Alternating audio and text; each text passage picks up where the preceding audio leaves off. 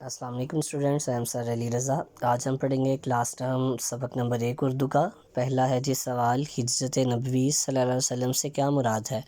رسول کریم صلی اللہ علیہ وآلہ وسلم کا بحکم خداوندی تبلیغ دین کی خاطر مکہ سے مدینہ جانا ہجرت نبوی کہلاتا ہے۔ رسول پاک صلی اللہ علیہ وآلہ وسلم نے نبوت کے کون سے سال ہجرت فرمائی؟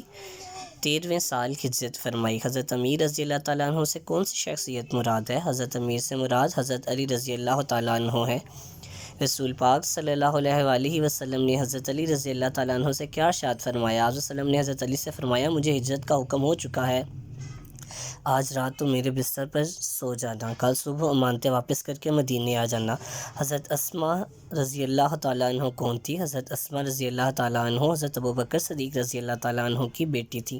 قریش نے رسول پاک صلی اللہ علیہ وآلہ وسلم اور حضرت ابوبکر تعالیٰ عنہ کو گرفتار کرنے کا کیا انعام مقرر کیا؟ قریش نے آپ صلی اللہ علیہ وسلم اور حضرت ابوبکر کو گرفتار کرنے کا انعام 100 اونٹ مقرر کیا۔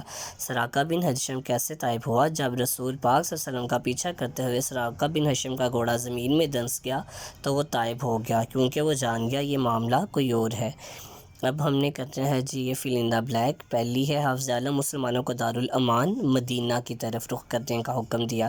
نبوت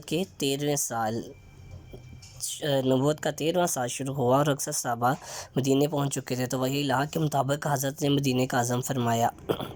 اس وقت بھی آپ وسلم کے پاس بہت سی امانتیں جمع تھیں۔